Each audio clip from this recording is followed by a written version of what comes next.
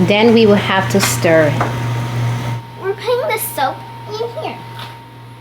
Dun, dun, dun. Now we're checking on our soap and we're stirring.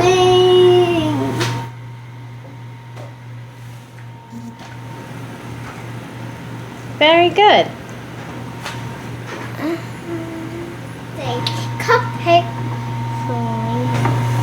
And is ready to be poured. We cook our base. Then we went ahead and we added our fragrance, which we shows a cupcake scent, a very sweet cupcake scent. And we added, the amazing girl Nia added some chocolate tea. Remember? Nia's gonna do 4 of this and then I'm gonna do 4 of this.